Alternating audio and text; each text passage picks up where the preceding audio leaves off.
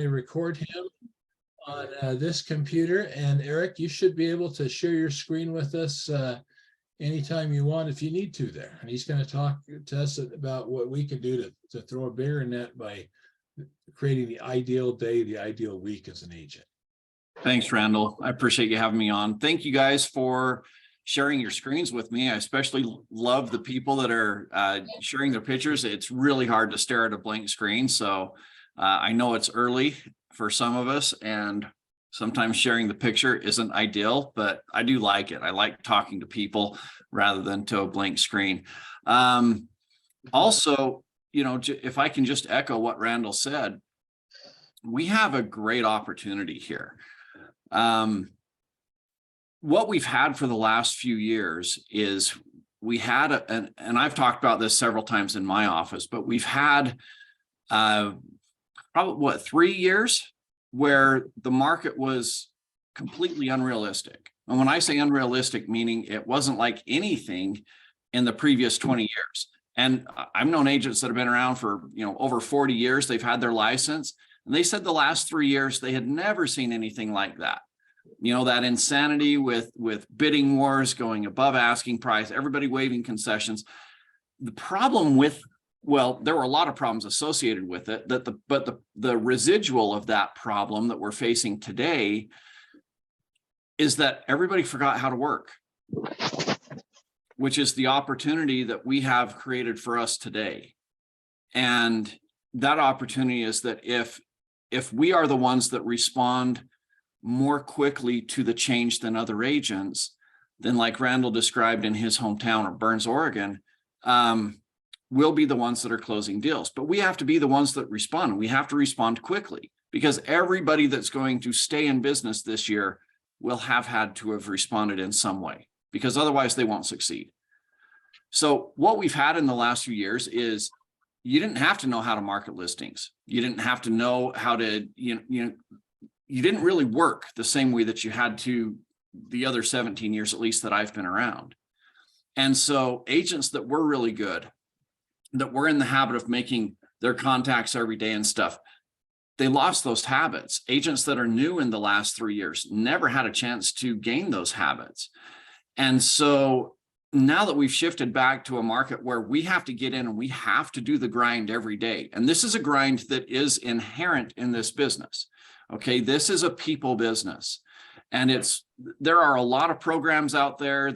If you guys follow the AI stuff, there's some crazy stuff coming down the pipe. But one of the things that's never changed, and hopefully doesn't ever change with this business, no matter how hard the big tech companies try, is they try to replace the person, right? Because there's a lot of commissions here. There's a ton of money on the table when it comes to real estate. And they're always trying to replace the person. The challenge with real estate is that these are the biggest deals most people ever do. And it's something that's very emotional for them, where their family is going to live, where their family has lived, where they've raised their kids. And so replacing the person in all of that is much harder than a self-checkout at Walmart. There's no emotions tied to that besides, hey, I've got to get out of here and, get on to my next appointment or something. And even that is frustrating to people, right? I see memes all the time with people frustrated that they have to do their own self-checkout and stuff. Like, when do I get my paycheck from Walmart for doing their job for them? That kind of stuff. There's some frustration there. But in this case, with real estate, the demand, the absolute need that people have to have us present, to have somebody hold their hand through this process. Most people need it, not everybody. There will always be a small market for those, I'll call them just discount brokerages or whatever, the ones that, you can post your listing for $1,000 on the MLS. They're not doing any hand holding. They're not helping anybody, but they also don't ever grow in market share. Okay, I don't know if you guys have followed like Intermountain Properties. They've been around longer than I have. Their market share has never changed in over 20 years. They haven't grown. They're the cheapest thing on the market. Some of us felt threatened by Homey a while ago. And yeah, they were frustrating to deal with. They are frustrating to deal with. But their market share, they're not dominating the market because they're cheap. And you would think they maybe would, but they're not. They're not gaining market share. We're number one and have been so for the last 4 or 5 years that I've been tracking the numbers. And it's because there's an intense demand amongst the people for a personal touch. And for those that got in the business in the last 3 years, we lost that a lot. We really did. We lost this ability, the training, whatever it was, the drive to make those contacts that we're supposed to be making every single day. And so that's what Randall has asked me to talk about today. And the benefit of you guys attending live, we have benefits, we have pros and cons. The pro is you can interrupt me anytime. You can ask questions, you can ask for clarification, that kind of stuff. The con is that if your mics aren't muted when you're not intending to talk, then we'll get background noise. You know, you'll take a conversation from a client that should be confidential, and all of a sudden you're sharing it with 40 other people. So probably not a good idea. So I would encourage you all to mute yourself unless you do intend to share. And if you do intend to, by all means, you're welcome to interrupt me. If you go down to the bottom of your panel, there's a little you can click that reaction button, and there's a thing where you can raise your hand. That'll draw my attention as well if you have a question or comment. But otherwise, I do encourage you to keep yourself muted for the benefit of everybody. So Randall specifically asked me to talk about this ideal day or ideal week concept that has been a part of my training with the elite agent training that I've been doing for equity for probably about 17 years since I created this program. Now, I can come up here and say, all right, here's your ideal week. I can't give you a handout and say, here it is, because your ideal week is different than mine. Your ideal week is different than Randall's. We could go to our very highest performer in the whole company, which ironically, Randall is typically one of the top 5. Aren't you, Randall? Yeah, I think I had my best year in 19 with 82 transactions, but yeah. Yeah, so that's phenomenal. You guys have an incredible mentor here with Randall there. But Randall could copy down his ideal day, his week, what he does every week, and it would apply to almost none of you, you know, and it would appeal to almost none of you. You know, you'd look at the stuff that he does, and I've talked with some of my top agents, and I look at, they're working 7 days a week, 12-hour days. I wouldn't take that ideal week and give it to anybody. That's not anybody else's ideal week. And in fact, even my top agents, it's not their ideal week. They call me every couple of months saying, I'm ready to quit now. You know, they're burned out. So how do you figure out what is ideal for you? Like almost all business, you have to, most likely you'll end up doing it through trial and error. Okay. You'll come up with an idea. You'll hear something in. Unmute, Eric. Sorry. Eric, unmute yourself. There we go. How did I get muted? That was me. I tried to mute somebody that just came on and hit you by accident. Sorry. All right. So the way business works is you hear an idea, right? Maybe it's in a training like this. Maybe you read it in a book. You went to a seminar over the weekend, whatever. You walked on hot coals. You come home with this brilliant idea. You go out, you implement it, right? You're trying something new. And then if you're a good businessman, then you actually track results. If anybody, if you, I don't know if they do this anymore. I don't watch TV a lot, but in the olden days, you'd stay up late watching TV and they'd have the late night infomercials and it says, call us and mention, you know, tell them John sent you or whatever. And they've got some famous spokesperson, John, somebody that everybody knows. They're doing that to try to track the return on investment for that ad, right? That's why they're saying, tell them John sent you, because they're running different ads, and one ad is John sent you and another ad is Jane sent you. And they're trying to figure out which time slot of the day is best for running that ad. If this is a valuable time slot, you know, is John appealing to you or is Jane more appealing to you, that kind of thing. And so business people will try new things and they'll try to identify ways to track their results. So you try something, you measure it, and you evaluate it, right? So when we're talking about identifying your ideal week, you guys are going to try something, but then you need to track what you're doing each day. And then you need to evaluate, is what I did actually working? Is it giving me the results that I thought I would get when I made this plan? If it isn't, then I maybe need to go back all the way to the beginning and tweak my plan a little bit. If it is giving me the results that I want, then I can just go back to the things that I'm doing and I can try to start trimming fat. You know, I've identified things that have worked really well for me. I'm going to do more of those things. I've identified a few things that don't seem to be giving me a very good return. I'm going to trim those things away. And you do this over the course of time. And if you're doing it like a business, if you're running your business like an actual business, then in a very short order, and when I say short order, probably 3-4 months of you guys dutifully trying new things, tracking and evaluating, you'll have identified a pattern that you can stick with for years. And it'll work for you until you have a dramatic shift like we've seen in the market a couple of times. And then you're kind of right back to the drawing board. You're like, okay, I need to try some new things here, right? Because what I did before isn't working. So one of the first things that we need to do for you guys to figure out what your ideal is, I'm going to share my screen here. Do y'all see this, my personal blueprint? Yes. Yeah. Okay. So this is a little exercise that I would have you do, because for me to sit here and say, this is what should be important to you. Boy, I need to zoom out. For me to sit here and say, this should be what's important to you, or to even show you what's important to me, it might give you a good example, but this needs to come from your heart. Okay.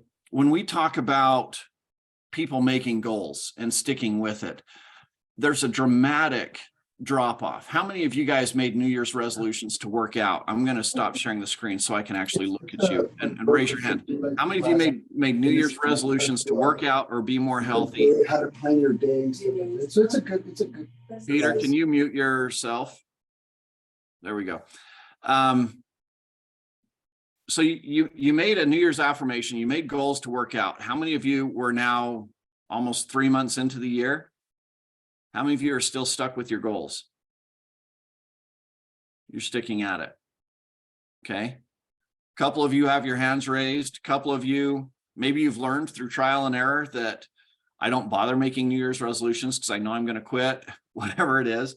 One of the reasons, and I've done studies on this, one of the reasons why people quit is because their goals aren't theirs. It's something you heard from a training like this. You heard it in a seminar. It's not something that's dear to your heart. It's not tied to your core being of who it is you want to be. And so that's our first objective here.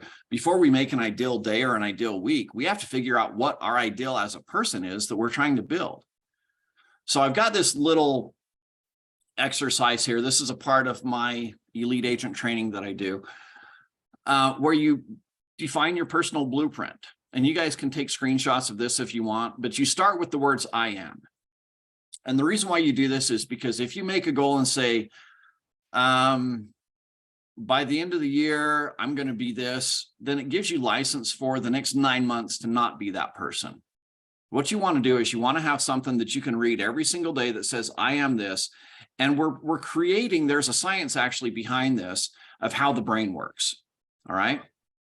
So the brain is extremely efficient, and it's always trying to find ways of doing things to make your life easier. It's automating things. Like, you guys don't have to think about how you're driving, and yet you look at a 16-year-old drive and they're focused on everything. There's so many dials, you know, it's almost like they're in an airplane cockpit and they're overwhelmed with all the dials. And yet for me and you, we get in there, we're changing, adjusting everything, and we're not even thinking about it. We don't even have to think about it because our brain has automated all of that stuff at this point in our life. So what we're doing is we're rewiring our brain, and we're saying, I am this. Now, even though we're not this today, this creates a dichotomy within our brain that basically gives us a chance today to be that person. So we don't give ourselves the liberty of not being that today, saying, I will do this tomorrow, or I will be this by the end of the month or by the end of the year. We're going to be this person today. So it's I am. Then you use a power word. So for example, in my health one, my sample language is I'm 185 pounds of chiseled perfection, right? And it always gets a little bit of chuckle because if you know me, I'm not 185 pounds of chiseled perfection, But here's the thing about this goal. This goal has been with me when most people give up on their goals. In fact, it's like 20% have quit after 1 week, typically. Hey, Randall, can you mute Joy? Thank you. When most people have given up on their goals within a couple of weeks. In fact, only the top 10% of people are still working on their goals after 2 years. This goal has been with me for probably 8 years, right? And it started when I was 160 pounds because I've always been scrawny. And for a guy, that's not the ideal, right? We see the magazines just like the girls see the magazines. You know, the girls see the magazines and it's some Photoshop woman or whatever. We're seeing GQ and it's a guy and he's always buff. They don't show the average guys with the dad bods on these magazines. They never have. And so all the way through high school, when I'm a runner, I'm a long distance runner, I was a string bean.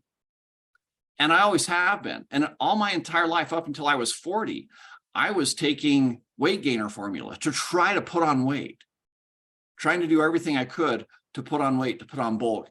And it didn't work for me. And people would look at me that were overweight and they're like, oh, we're so jealous. I wasn't jealous of who I was. I was jealous of the GQ guys. That's who I wanted to be. So I had this goal that I was going to, be working out. I was taking the weight gainer formula, that kind of stuff. And then I had a couple of hiccups in my life. I had some surgeries. Randall's known me through all of this time. There was one time I almost died. I was in the hospital for, I think it was 24 days without being able to eat. I was literally starving to death. They tried a PICC line to put, nutrients in. That gave me a major blood clot in my arm. And so they had to pull that out again. And I was just on an IV. So that dropped me down to like 150 pounds. And so I was starving to death, but I'm not going to get into the details of the medical stuff, but my stomach had expanded like crazy because basically my digestive system shut down entirely. And so I had a stomach that was bloated. It actually gave me a hernia because it expanded my stomach so much. So I got out of the hospital. I gained 50 pounds in about 2 months because my mind told me I was starving to death. My stomach had enlarged more than it had ever been because just trapped air. And now all of a sudden I'm 200 pounds. And here I've got this goal of 185 pounds. And never once did I give up on myself because I kept this vision that this is who I want to be. And so I went to work and I'm still trying to learn the nutrition. This morning I clocked in at 190 pounds. So I've been between 185 and 190 for the last year, but it took me a couple of years to get from 200 down to 185. Okay. And it's just a question of, learning more about myself. But every day I wake up and I'm faced with the thought, who am I going to be today? Do I go out to the gym or do I not? And if I don't, then I'm giving up this ideal vision of who I want to be. And I have to accept that. I accept that I'm giving up my ideal self. And that's a lot harder to accept than I'm just going to take a day off or whatever. So the goal behind this, and I'm sharing these stories with you guys because I want you to understand that if you tie this to the core of who you want to be, it's much less likely that you'll give up on yourself or that you'll give up on your goal. If your goal is you, if your goal is directly tied to you and who you want to be as a person, you're less likely to quit and give up. So this is to me step one for everybody. Figure out who you want to be. What is your ideal self? And then describe that. Describe it in 2 or 3 very simple sentences. I'm 185 pounds of chiseled perfection. I have the energy to do whatever I want. I'm active and I lead my family in an active lifestyle. Now that runs through my head every single day. I repeat this blueprint every day. And I called it a blueprint because a blueprint is what you have before you start building. You have this vision of what it is you want to build, and then you go to work on building that each and every day. And so when I have my kids with me, I'm active and I lead my family in an active lifestyle. And so I take my kids out and we go out to the gym and we work out together, we play together. And we do that pretty much every time that they're with me because this is a part of who I want to be. And I have these in 4 different categories. You've got your business. This is business and financial. I've combined a few things. Business and financial are together here. Relationships. This could be family. It could just be, whatever relationships you have. Your personal growth, which would be, maybe I want to learn some languages. I want to play an instrument, something like that. And then your health. Okay. So I've got it summarized into 4 different categories that I think are core categories of a person. And each one of those, you have 2 to 3 sentences that define who you want to be. And it's defined in a way that empowers you, right? If I say I'm going to lose 10 pounds this year, that's depressing. It just makes me feel fat.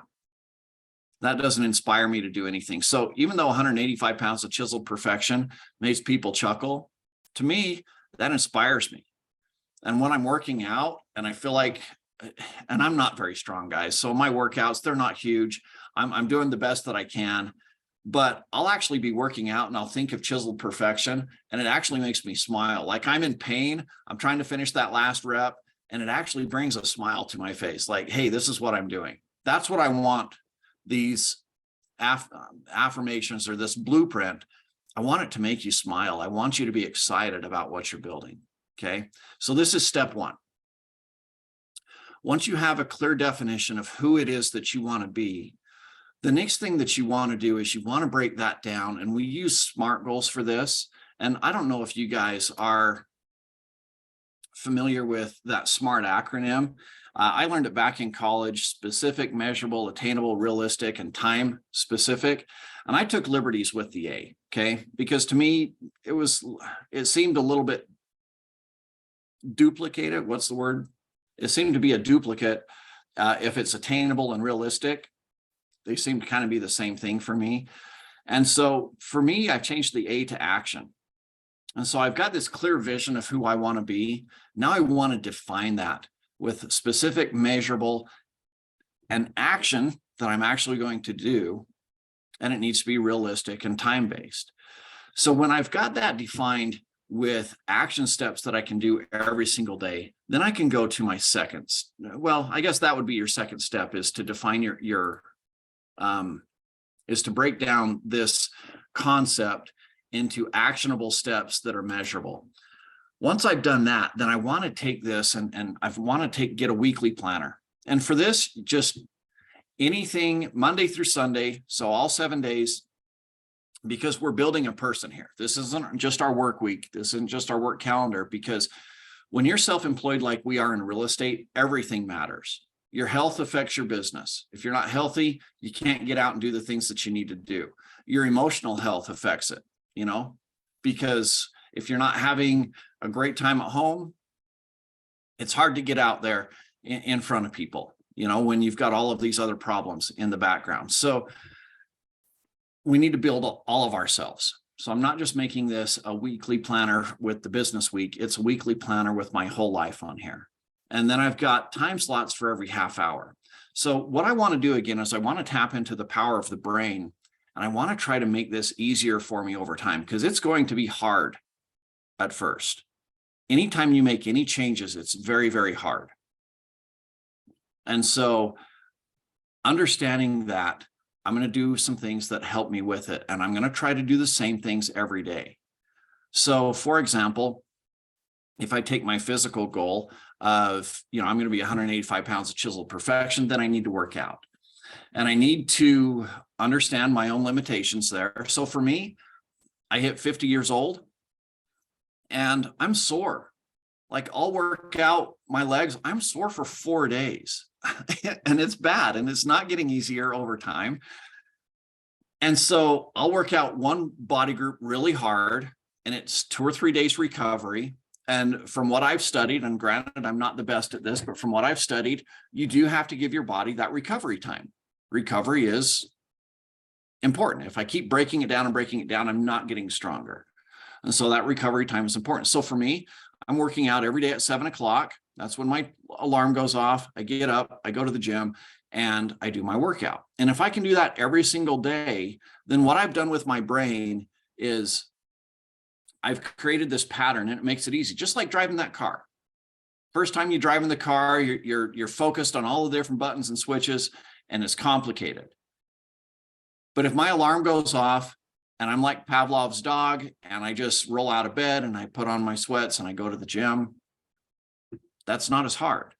I've made something that is really hard easy for me because I'm doing it every single day. Now I need to take that same concept and apply it to those other things. So I've got business in there and I've got family in there or relationships. So what are you doing with your, if we've identified working out like 7 a.m., we're going to work out, right? So what about relationships? Do I have date nights set aside with that special someone? Am I doing that consistently? And I need to be doing it consistently at probably every single week, if not a couple of times a week, right? I need to be taking time with my children. I need to take time with that special someone, whatever it is. And you need to do that and you need to do it consistently. Same thing with work. Okay, so what time do you start work? And this is one of those conversations that I have with my top agent because she is burning the candle at both ends and she's burning out every other month. I'm on the phone with her trying to talk her off the ledge, right? So have you guys set boundaries for yourself for work? Because if you're one of those guys that brags about, hey, I'll take phone calls and you call me anytime. I've taken calls at 1 o'clock in the morning. I've had other brokers almost brag to me that they're taking calls at 1 o'clock in the morning. Guys, that is not a braggable point. People don't hear that and admire you for that. Do you guys understand? In fact, I'm going to stop sharing my screen because I need to look y'all in the eyes. All right. Do you guys understand that people don't respect you when you say that you take calls at all hours of the day? Nod your heads.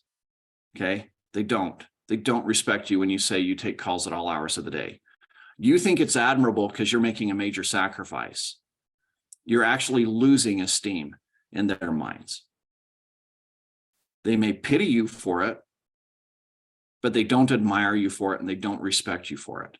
And when your friends and your family and your clients lose respect for you, they're less likely to work with you in the first place. And if they do work with you, those transactions are going to be some of the hardest transactions that you have because they don't respect you.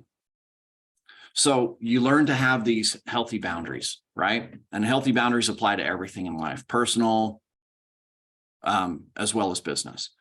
So what are your business boundaries? When do you start working? What are your hours? Do you communicate these hours to your clients? So does everybody know when they start working each morning? When do you start taking phone calls? Do you know? 9 o'clock. 9 o'clock. Okay, it's 9 o'clock for me too. All right. And that's the rule. Are there exceptions to the rule? Absolutely. Okay, there's always exceptions. There's things that come up. There might be an emergency. But for the most part, people don't want to hear from me at 7 a.m. or 8 a.m. because they're getting ready. They're getting their kids ready for school. They're getting themselves ready, whatever it is. I've just found over time that 9 o'clock is best. What time do you end work? And there needs to be a cutoff time. 5. 5. For me, it's 6. Okay. That means that if I do have my kids with me and it's between 9 and 6, I'll take phone calls and my kids understand that. So It also, I should say, when I say 5, that's when I stop worrying about answering phone calls right away. And then I just get to people afterwards. But I'm usually 6 to 7 most days. are you? Yeah. So here's the other important thing. Do you communicate that to people? Yes. So every agent interview, every client interview that I've had for the last, I don't know how many years, I make sure that I point out, here are my hours. I'm 9 a.m. to 6 p.m. Monday through Friday. In that time, I've got a 90-minute callback guarantee. So if you don't reach me, just shoot me a text or leave me a voicemail. I'll be back to you within 90 minutes.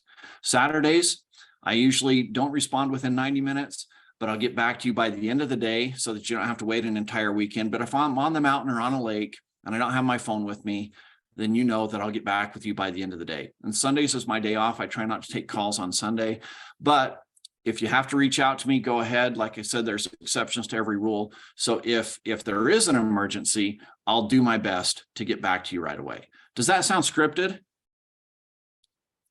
Sounds like I've said it a lot, right? Like, I don't have to think about that. I've said that so many times because that's my business hours. Do you guys know how frustrating it is to walk up to a store and it's locked and you don't see business hours there? Have you all had that experience where you walk up and you grab the handle and you're like, what the crap, you know? I've had that before where I've gone back to the same business 2 or 3 times. They never get my business again. They're closed at odd hours of the day. They don't post anything. You know, I was online. There was no comments online. I looked them up online. They said they were 9 to 5 and I'm there at 3 o'clock. Nothing. So guys, if you say you're going to be available, you need to be available. And if you say that you're not going to be available, you don't have to be available. Last night, 8:30, I got a text from one of my agents. Hey, are you free? Was I free? The answer is yes, I was free. But also, I know that I'm not solving emergencies at 8:30 on a Sunday night, right? There's no contract deadlines at 8:30. There's no lenders. There's no title companies. Nobody's around that can solve problems. I knew it could wait till this morning. And so I didn't answer. And I make that choice because I understand that when I do answer, I'm training people to ignore my boundaries. Does that make sense to you? So first of all, you have to establish your boundaries. Then you have to communicate your boundaries, and then you have to enforce your boundaries. Now, if somebody texts me and says, this is an emergency, then I've got my exception to my rule. And I'll do what I can to get back to them. But if it's not an emergency, and when I called back that agent this morning, wasn't an emergency, piece of cake. Okay, simple thing to get fixed, not a big deal. Certainly didn't need to interrupt my Sunday evening. And it could have interrupted it if I had allowed it to. But that's on me, whether or not I allow it to. So that is step one, is figure out what your boundaries are. What are your hours? Communicate your hours. Now, as we go back and we look at that weekly planner that we've created, we're going to have these patterns where we start work at 9 a.m. What are you doing at 9 a.m.? And this goes back to the very start of our conversation where we're talking about finding what works, you know, where a business person says, okay, these are the things that work for me, so I'm going to do these every day. Maybe you don't know yet. Maybe you're a new agent. Maybe this market shift has caught you a little bit off balance. Maybe you're out there experimenting. That's okay. Put that experiment in every day at the same time. So every day, 10 o'clock, I'm going to do marketing for an hour. I'm going to make phone calls. I'm going to make contacts. And by the way, so whatever it is you do, try to time block it out and do that same thing every day. And the idea with this weekly planner is that it doesn't change. I plan the week out, I print it out, and I tape it right next to my computer. And this is my guide. And every time that half hour or hour mark chips by, I look down at the clock and say, okay, this is what I'm supposed to be doing. And I shift and I go do that for that hour. Does that make sense? So is your marketing time basically the same time every day then, Eric? Yeah. And Randall, the key to that is finding what works, because what works for me is, hey, I love calling people between 10 and 11, but maybe they can't take calls between 10 and 11. And so I'll call a whole bunch of people and I'll talk to 3 of them. You know, I'll call 30 people, talk to 3. That may be my ideal time, but it's not their ideal time. And my goal is having a certain number of contacts a day. And so I'm going to have to shift that up. But I've learned that because I treated it like a business, and I called at 9 o'clock every day or 10 o'clock every day for a couple of weeks. And consistently, I'm having 3 conversations in that hour time block. And I think to myself, this isn't accomplishing what I need to accomplish. I need to be having 20 contacts a day. I can't have 3 contacts with this hour of dedicated time. I've got to have a better time slot than this.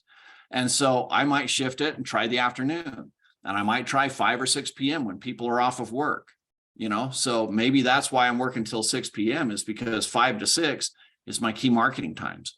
But the key there is that I'm doing that every single day, and I do it and I track the results and I find out who have I talked to, and, you know, in that time slot that I have, and is that the good time to do it? If not, I need to be making shifts. But the only way that you learn that is by being consistent and methodical and tracking all of this stuff. And that's how businesses do it. That's why every cashier counts their till at the end of the day. And if they're off by even a few pennies, they need to account for it. We need to start treating ourselves like we're a real business, like these other real businesses do. They account for everything. They track. And as agents, the key to us, and it's, maybe you call it self-discipline, whatever, it's just running it like a business. And when you are the business, you have to run yourself like a business.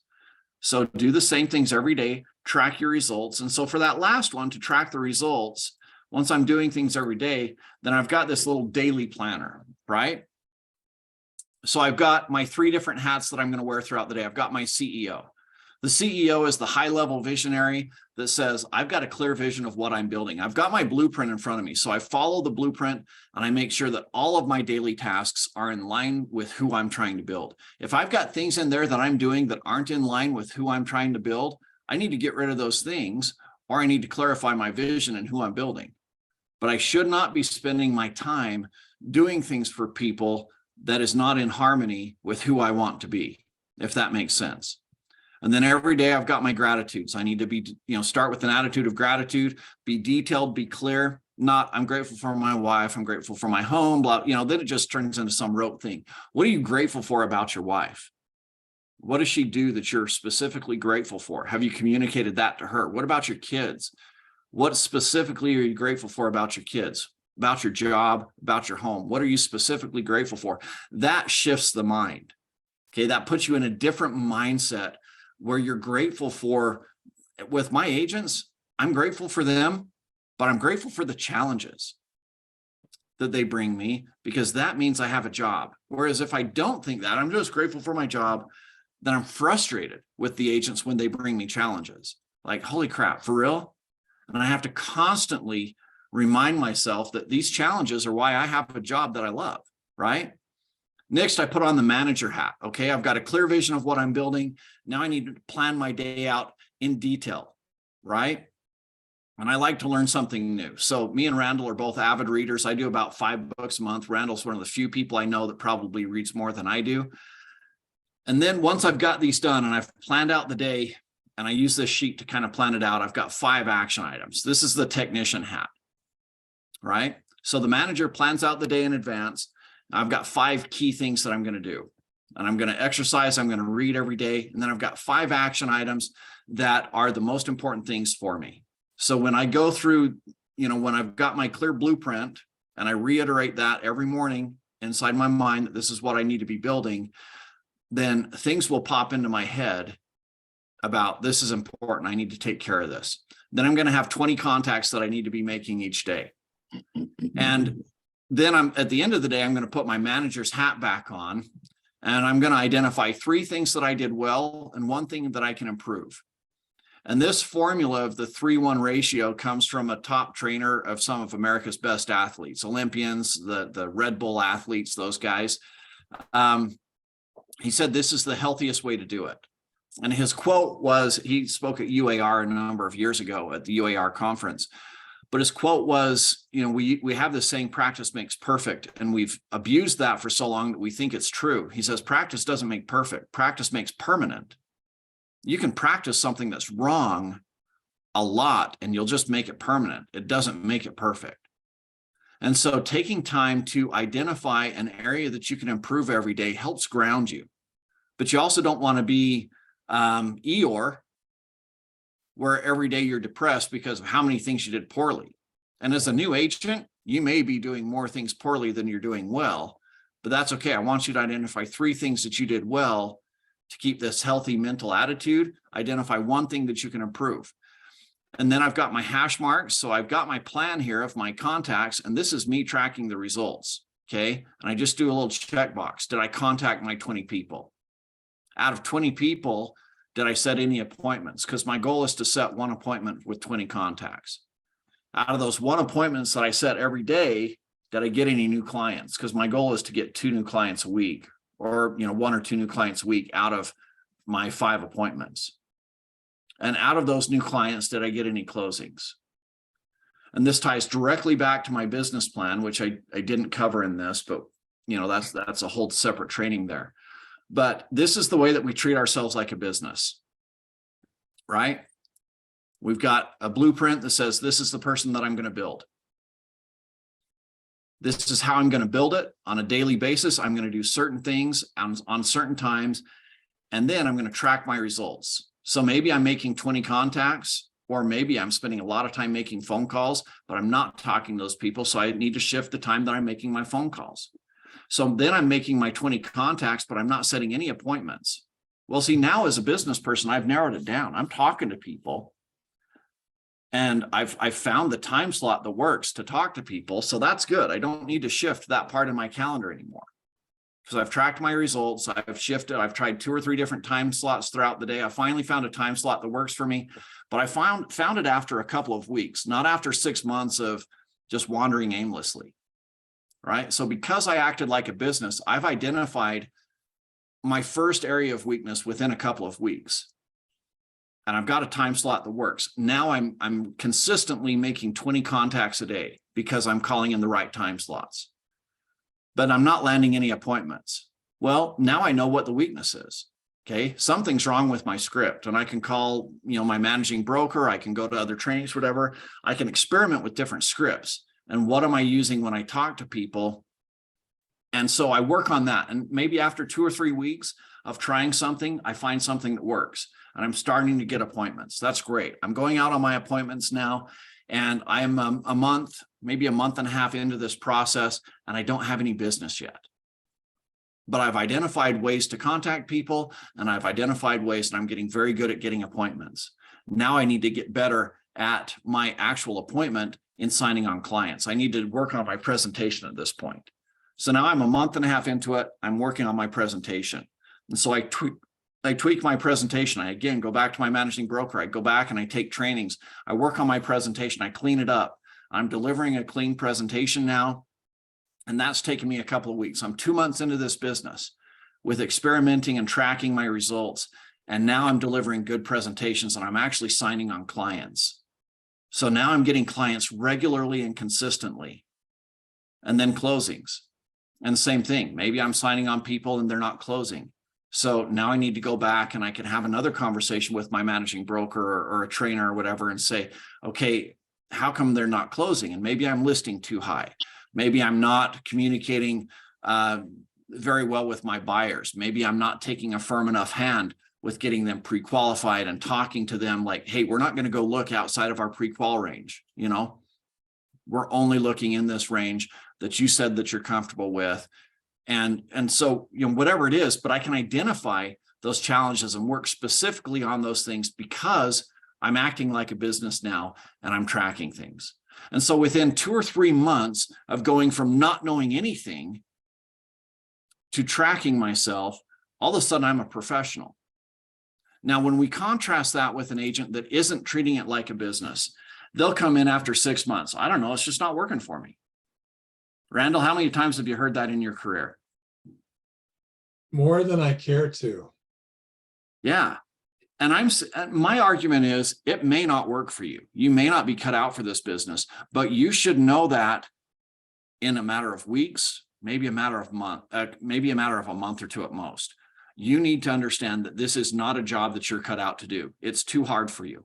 You don't have the self-discipline, whatever, but you should be discovering that within a couple of months, not in 6 months, not in 7 months. And the answer should never be, I don't know. It's just not working for me. That should never be the answer. The answer should be, I do not want to make 20 contacts a day. That's too hard. Okay. I need to have a job where I can go punch a clock, where I don't have to put myself out there. The answer should be, I know exactly what I need to do and I'm not willing to do it. That's what should take you out of this business. It should never be, I don't know, it's just not working. You should know. And you will know if you treat this like a business. Randall, you got a comment? Yeah, I think it's accountability. It's like one of the biggest things, because the most common for me is I usually will drill down into it and say, how much time did you spend this week prospecting? And sometimes the answer is 15 minutes. Mm-hmm. And then I usually ask and say, what'd you do for a job before you did real estate? And usually it's something, and they worked 40 hours a week and, got an hour for lunch and 2 15-minute breaks. And I said, well, how about we even just, go to half that? about 20 hours of prospecting a week, and or Yeah. whatever, but people, like I said, people get into real estate because they want to be free, but too many of them want to be too free. They want to be free from an income as well. Yeah, you're right. And I've had that discussion oftentimes with agents where they're like, my wife told me I have to go get a real job. I said, okay, define the real job to me. Like what are the hours? What are the expectations? Tell me what happens to if you show up 15 minutes late to that job. What if you show up 15 minutes late to that job 3 times in a row? You're fired, right? Now define your real estate job to me. What is it you're doing? Well, I typically start at 10 o'clock. I make calls for maybe an hour. And then, I got to run and get the kids and I got to do this, got to do that. I'm like, you're working 2.5 hours a day. Your wife's telling you to go get a real job. Why don't you make real estate your real job? And like Randall said, you could do it in half the time still. But this is, guys, I'm not going to sit here and say it's easy. It's not easy. I struggle with this every single day still. It is hard to discipline yourself. I think this is one of the hardest things that humanity has to offer. Period. End of story. You'll have this struggle with you your entire life. In real estate, if you can overcome this struggle, you'll make phenomenal amounts of money. Or you can have a great lifestyle and make decent money. Maybe you are working 20 hours a week, but in your 20 hours a week, you're still clearing a couple $100,000 a year. You can do that, but you have to be disciplined and you have to treat it like a business. And if you make that decision, that's great. Maybe that's your ideal life. You know what? I want to make $100,000, but I only want to work 20 hours a week. Great. There's nothing wrong with that. You could work 60 hours a week and make $300,000 or $400,000, but you don't want that lifestyle. There's nothing wrong with your ideal life. You just need to make sure that you're living it on purpose, that you're actually building something, not just letting life happen to you, not being a victim, right? We need to get rid of the victimhood mentality. You're in control. A purposeful life. Yeah. Yeah. So folks, these are some of the tools that I've used over the years. They help me immensely. Anytime I start to feel like I'm overwhelmed, getting off track, I'll pull these same old tools out and I'll redo them again. And I'll go through, and my ideal week now doesn't look anything like it did when I started. It's constantly growing and changing. Yes, Randall's made a copy of this recording. Somebody typed in there, can we get a copy of it? Randall's made a copy of it. I'm sure he can disseminate that to everybody. But yeah, this is the paper, your 3 papers too, Eric. Yeah, I have some examples of those. They're not that exact version. I have some examples of those in Elevate. If you go to Elevate and the training tab and under Elite Agent Training, I've also created my online course at eliteagenttraining.com that has all of these things in there and quite a bit more as well. So if it's a new agent, you're struggling to get to some of the trainings that are provided, it's hit and miss or whatever, and you need an online course that you can just tap into at any time, then you can go to eliteagenttraining.com and sign up for those courses. Otherwise, I've got a lot of these tools on Elevate under the training tab. Look for Elite Agent Training and you'll have access to some of these there. So, okay. Anything else, Randall? Well, thank you, my friend. I appreciate your insight. And I think, when I look at that, I think it's really key to have a goal, a focus, something, 185 pounds of chiseled perfection. I don't think I've been 185 pounds since the 6th grade, but but I'd take it, That's why my ideal and yours is different, because it took me until I was 40 to hit it, and that was only through a surgery. Yeah. But I think it's great, knowing what you're going to do every day and then planning your day out in small chunks, like 30 minutes. That's good. You know what you're going to do every 30 minutes. And everybody is different. I have some people, I had somebody ask me yesterday at church, they were like, how's the real estate, going? How's the market going? And, which we all get, right? And I I said, well, it depends. Are you asking for me personally, or are you asking for, the market in general? And, and I told him, I said, well, the market in general, we're down like 42, 44%. But, I think I made like 500,000 this month. So, Yeah. it's, I said, I'm not complaining, which is really good because I think I lost that much over the last few months. But in any event,